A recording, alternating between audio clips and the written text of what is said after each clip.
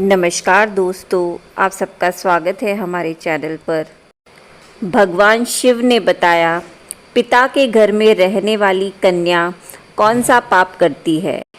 एक दिन की बात है जब देवी पार्वती पृथ्वी लोक पर भ्रमण करके भगवान शिव के पास आती हैं और कहती हैं, हे परम परमेश्वर, देवों के देव प्राणनाथ, आज जब मैं मृत्यु लोक पर भ्रमण कर रही थी तब मैंने देखा कि कुछ कन्याएं अपने पिता के घर में कई अधिक समय से रह रही हैं, जबकि पिछले युगों में कन्याओं का विवाह कम आयु में होता था और वे तभी से अपने पिता के घर में रहने को जाती थी। तथा मैंने एक विचित्र घटना भी देख ली कि कई सारी कन्याएं विवाह के बाद भी पिता के घर में लंबे समय तक या बार बार रहने को जाती हैं। हे प्राणनाथ, मैं जानना चाहती हूँ कि क्या एक पिता के घर में कुंवारी कन्या का कई अधिक समय तक रहना सही होता है या नहीं। कौन सी आयु में कन्या का विवाह करना योग्य होता है और विवाह के बाद पिता के घर में रहने से कौन सा पाप लगता है।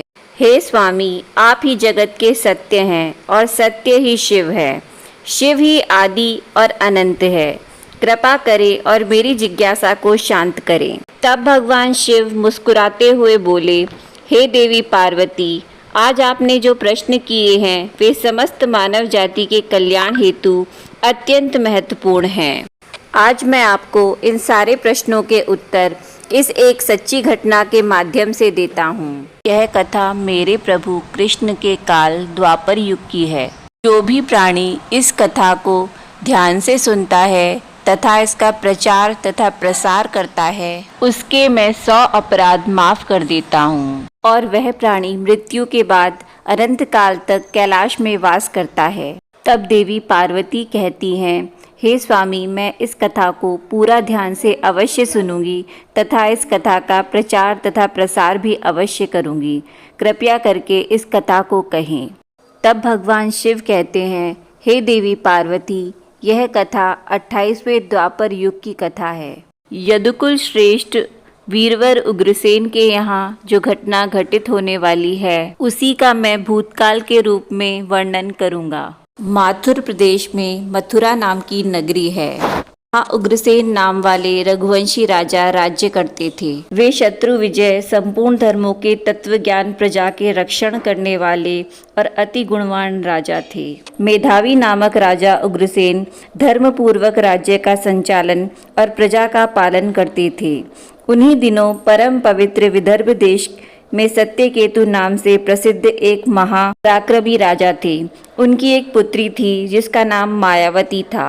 वह सत्य धर्म का आचरण करने वाली अति सुंदर, गुणवान और चरित्रवान स्त्री थी। चरित्रवान होने के कारण दूसरी लक्ष्मी के समान थी। मथुरा के राजा उग्रसेन ने उस सुंदर नेत्र वाली मायावती से विवाह किया। उसके स्नेह और प्रेम से मथुरा नरेश मुग्ध हो गए। मायावती को वो अपने प्राणों के समान प्यार करने लगे और उसे साथ लिए बिना भोजन तक नहीं करते थे।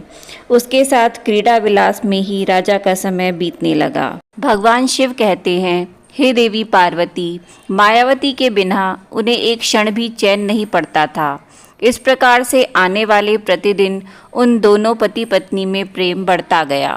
फिर कुछ समय बाद विदर्भ नरेश सत्यकेतु ने अपनी पुत्री मायावती को याद किया और उसकी माँ भी उसे न देखने के कारण बहुत दुखी थी। फिर एक दिन उन्होंने अपनी बेटी के हालचाल जानने हेतु मथुरा नरेश उग्रसेन के पास अपने दूत भेजे। मित्रों, भगवान शिव कहते हैं, हे देवी पार्वती, दूतों ने वहां जाकर आदर पूर्वक राजा से कहा, महाराज, विदर्भ नरेश सत्यकेतु ने अपनी कन्या और इस राज्य की महारानी के कुशल समाचार जानने हेतु हमें यहाँ भेजा है।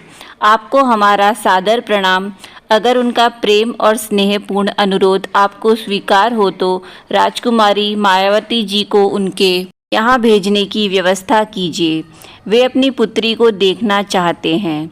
मित्रों, भगवान शिव कहते हैं, हे देवी पार्वती, राजा उग्रसेन ने जब दूतों के मुंह से यह बात सुनी तो वे भी प्रसन्न हो गए, क्योंकि वे भी चाहते थे रानी मायावती को आराम करने हेतु उनके पिता के यहाँ जाना चाहिए। तब उन्होंने स्नेह और उदारता के कारण अपनी पत्नी मायावती को धर्मराज के यहाँ भेज दिया। पति के भेजने पर मायावती बड़ी खुशी के साथ अपने मायके आ गई। वहाँ पहुंचकर उसने पिता के चरणों में प्रणाम किया। उसके आने से महाराज सत्यकेतु को भी बड़ी प्रसन्नता हुई। फिर भगवान शिव कहते हैं, हे देवी पार्वती। मायावती वहाँ सखियों के साथ मन से मुग्ध होकर घूमने लगी। पहले की भांति घर, वन, तालाब और राज्य में विहार करने लगी, क्योंकि वे विवाह के बाद पहली बार अपने पिता के यहाँ आई थी। यहाँ आकर वह फिर से बालिका बन गई। फिर कुछ दिन बीतने के बाद वह भूल गई कि उनका विवाह हो चुका है। उनके बर्ताव में अब लज्जा या संकोच का भाव नहीं रहा। फिर भगवान शिव कहते हैं, हे देवी पार्वती, एक दिन की बात है, रानी मायावती अपनी सखियों के साथ एक सुंदर पर्वत पर सैर करने के लिए गई। वहाँ एक रमणीय वन दिखाई दिया जो केलों के उद्यान से शोभा पा रहा था। उस पर भी फूलों की बहार थी। तब उस राजकुमारी ने देखा कि एक ओर ऐसा रमणीय पर्वत, दूसरी ओर सुंदर वन और बीच में स्वच्छ जल से भरा सर्वोत्तभद्र नामक तालाब है। एक छोटी बालिका की तरह वह उसकी सभी सखियों के साथ खेलने लगी। वे सभी इस संसार को भूल खेलकूद में मन से मग्न होकर पूरी तरह से डूब गई। फिर वे तालाब में उतर गई और हंसती गाती हुई जल क्रीड़ा करने लगी। मित्रों, फिर भगवान शिव कहते हैं, हे देवी पार्वती, उसी समय कुबेर का सेवक गोबिल नाम का एक दैत्य दिव्य विमान पर बैठकर आकाश मार्ग से कहीं जा रहा था। तब उसी समय तालाब के ऊपर आने पर उसकी दृष्टि मनमोहक सुंदर विदर्भ देश की राजकुमारी मायावती पर पड़ी, जो निर्भय होकर स्नान कर रही थी। गोबिल के पास दैवीय शक्ति होने के कारण उसने निश्चित रूप से जान लिया कि यह विदर्भ नरेश की कन्या और महाराज उग्रसेन की प्यारी पत्नी है। तब वह मन ही मन कहने लगा, यह तो पतिव्रता होने के कारण आत्मबल से ही सुरक्षित है। किसी भी पुरुषों के लिए उसे प्राप्त करना अत्यंत कठिन है। उग्रसेन अत्यंत महामूर्ख हैं, जो उसने ऐसी सुंदर पत्नी को मायके भेज दिया है। आह, यह पतिव्रता नारी पराये पुरुष के लिए दुर्लभ है। और इधर कामदेव मुझे अत्यंत पीड़ा दे रहा है। मैं किस प्रकार इसके निकट जाऊं और कैसे इसका उपयोग करूं? मित्रों, भगवान शिव कहते हैं, हे देवी पार्वती, उसकी सुंदरता पर मोहित दानव गहरी सोच में पड़ गया और फिर उसने अपने लिए एक उपाय निकाल लिया। और गोबिल ने महाराज उग्रसेन का मायामय रूप धारण कर लिया और वही अंग, वही उपांग, वैसे ही वस्त्र, उसी तरह का भेष और वही अवस्था पूर्ण रूप से उग्रसेन सा होकर वह पर्वत के शिखर पर उतरा और एक अशोक वृक्ष की छाया में शिला के ऊपर बैठकर उसने मधुर स्वर से संगीत सुरों को छेड़ दिया। वह गीत संपूर्ण विश्व को मोहित करने वाला था। ताल, लय और उत्तम स्वर से युक्त उस मधुर गीत को सखियों के मध्य में बैठी हुई सुंदर मायावती ने भी सुना। वह सोचने लगी, ऐसा मनमोहक कौन गायक यह गीत गा रहा है। राजकुमारी के मन में उसे देखने की तीव्र इच्छा हुई। उसने सखियों के साथ जाकर देखा, तब अशोक की छाया में सुंदर प्रतापी बैठा हुआ कोई पुरुष गा रहा है। वह महाराज उग्रसेन के जैसा दिखाई पड़ता है। मित्रों, भगवान शिव कहते हैं, हे देवी पार्वती, वास्तव में तो वह राजा के भेष में नीच दानव गोबिल भी था। मायावती विचार करने लगी कि मेरे स्वामी मथुरा नरेश अपना राज्य छोड़कर इतनी दूर कब और कैसे चले आए। वह इस प्रकार सोच ही रही थी कि उस पापी ने स्वयं ही पुकारा है, प्रिय आओ आओ देवी, तुम्हारे बिना मैं नहीं जी सकता। सुंदरी, तुमसे अलग रहकर मेरे लिए इस जीवन को व्यतीत करना असंभव हो गया है। तुम्हारे स्नेह ने मुझे मोह लिया है, अतः मैं तुम्हें छोड़कर कहीं भी नहीं रह सकता। अपने पति रूपधारी दैत्य के ऐसा कहने पर मायावती थोड़ी सी लज्जित होकर उसके सामने गई। वह मायावती का हाथ पकड़ उसे एकांत स्थान में ले गया और वहां अपनी इच्छा के अनुसार उसका उपयोग किया। मित्रों, भगवान शिव कहते हैं, हे देवी पार्वती, महाराज उग्रसेन के गुप्त अंग में कुछ खास निशानी थी जो उस पुरुष में नहीं दिखाई दी। इससे मायावती के मन में उसके प्रति संदेह उत्पन्न हुआ। राजकुमारी ने अपने वस्त्र संभाल कर पहन लिए, किंतु उसके हृदय में इस घटना से बड़ा ही दुख हुआ। वह क्रोध में भरकर नीच दानव गोभिल से बोली, ओ नीच, जल्दी बता तू कौन है। तेरा आकार दानव जैसा है, तू पापचारी और निर्दयी है। यह कहते कहते आत्मग्लानि के कारण उसकी आंखें भर आई। वह श्राप देने को उद्यत होकर बोली, हे दुरात्मन, तूने मेरे पति के रूप में आकर मेरे साथ छल किया है और इस धर्ममय शरीर को अपवित्र करके मेरे उत्तम पातिव्रत्य का नाश कर डाला है। अब यही तू मेरा भी प्रभाव देख ले।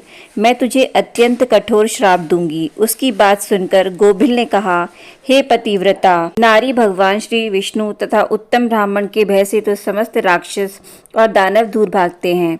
मैं तो दानव धर्म के अनुसार ही इस पृथ्वी पर विचर रहा हूँ।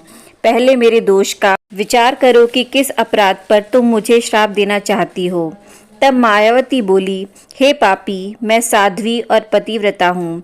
मेरे मन में केवल अपने पति की कामना रहती है। मैं सदा उन्हीं के लिए तपस्या किया करती हूँ। मैं अपने धर्म मार्ग पर स्थित थी, किंतु तूने माया रचकर मेरे धर्म के साथ ही मुझे भी नष्ट कर दिया। इसलिए हे दुष्ट नीच, तुझे भी मैं भस्म कर डालूंगी। तब गोभिल बोला, हे राजकुमारी, यदि तुम उचित समझो तो यह बात ध्यान से सुनो। मैं धर्म की ही बात कह रहा हूँ। जो स्त्री प्रतिदिन मन, वाणी और काम से अपने पति की सेवा करती है, पति के संतुष्ट रहने पर स्वयं भी संतोष का अनुभव करती है, पति क्रोधी होने पर भी उसे कभी नहीं छोड़ती, उसके दोषों और गुनाहों की ओर ध्यान नहीं देती, उसके मारने पर भी प्रसन्न होती है और पति के सभी कामों में आगे रहती है, वही नारी पतिव्रता कही गई है। यदि स्त्री इस लोक में अपना कल्याण करना चाहती हो तो वह पतित, रोगी, अंगहीन, कोढ़ी, सब धर्मों से रहित तथा पापी पति का भी परित्याग न करे। जो पति को छोड़कर जाती है और दूसरे कामों में मन लगाती है, वह संसार में सब धर्मों से बहिष्कृत व्याभिचारिणी समझी जाती है। जो पति की अनुपस्थिति में लालच में तरह तरह के व्यंजनों का स्वाद लेती हो तथा श्रृंगार करती है, उसे मनुष्य कुलटा कहते हैं। मित्रों, भगवान शिव कहते हैं, हे देवी पार्वती। गोभिल आगे कहता है, मुझे वेद और शास्त्रों द्वारा और मेरे गुरु के द्वारा प्राप्त धर्म का ज्ञान है। गृहस्थ धर्म का परित्याग करके पति की सेवा छोड़कर यहाँ इसलिए आई हो। तुम इतना होने के बावजूद भी अपने ही मुंह से कहती हो मैं पतिव्रता हूँ। कर्म से तो तुम्हें पतिव्रत्य का छोटा सा अंश भी नहीं दिखाई देता। तुम डर भय छोड़कर पर्वत और वन में मतवाली होकर घूमती फिरती हो, इसलिए पापिनी हो। मैंने यह महान दंड देखकर तुम्हें सीधी राह पर लगाया है।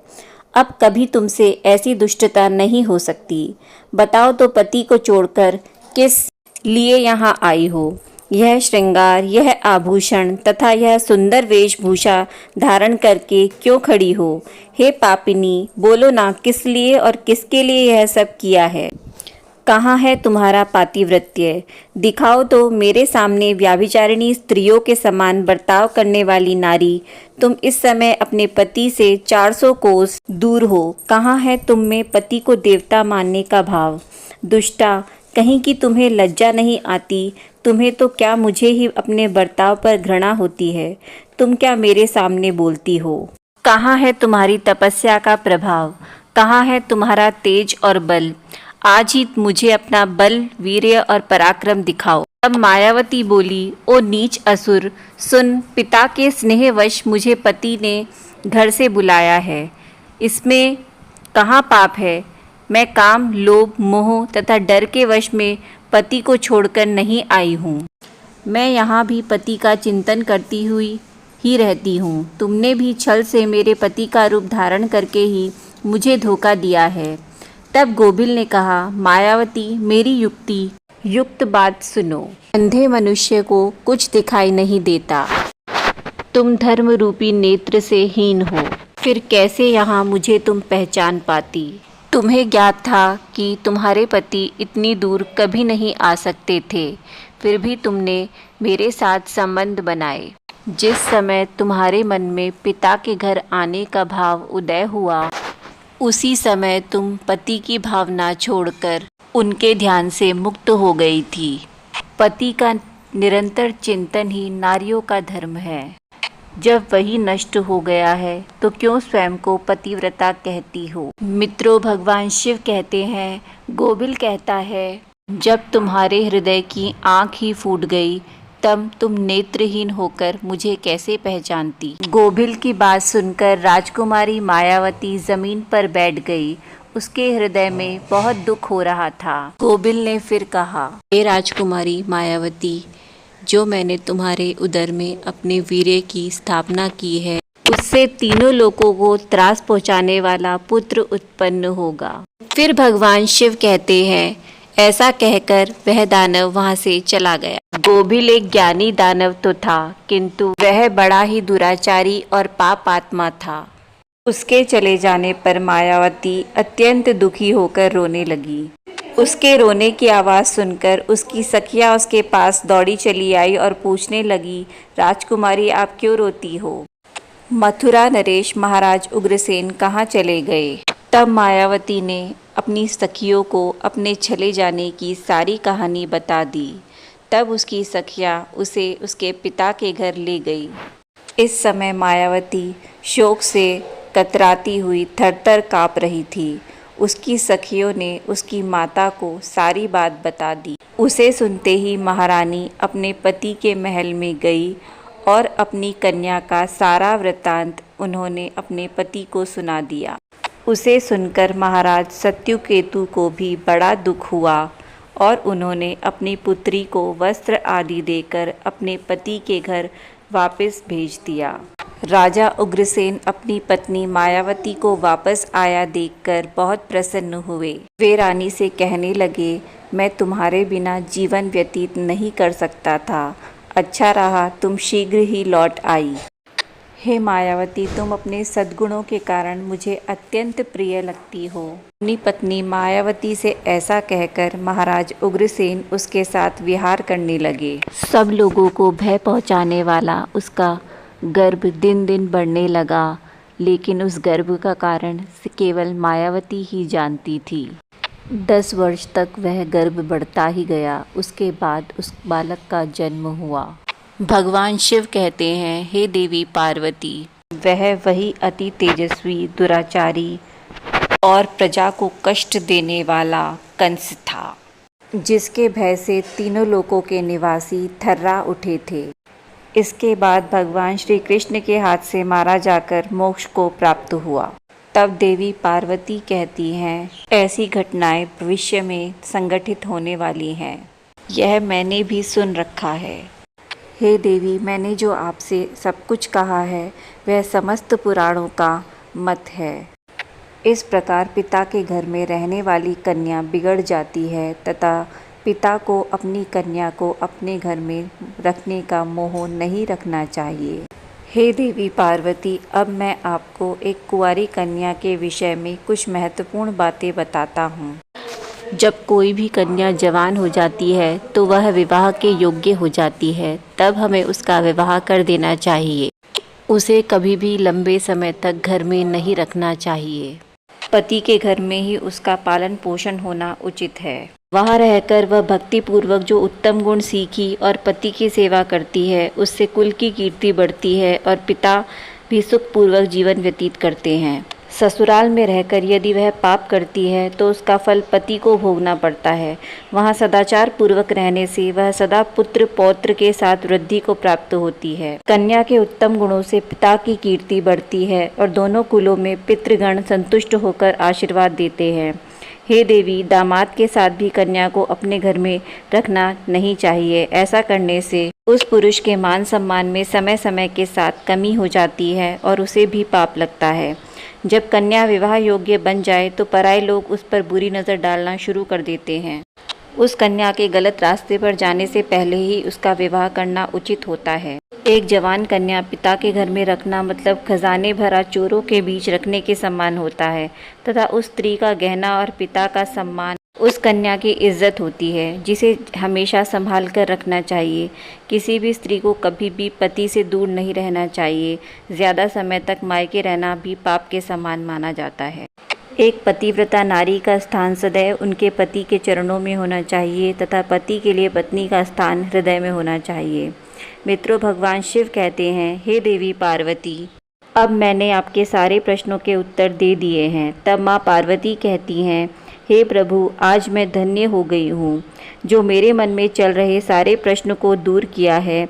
मैं आशा करती हूँ कि यह कथा आपको पसंद आई होगी, और यदि इस चैनल पर आप नए हैं तो हमारे चैनल को सब्सक्राइब कर वीडियो को लाइक और शेयर ज़रूर करें, और कमेंट बॉक्स में हर हर महादेव ज़रूर लिखें। धन्यवाद।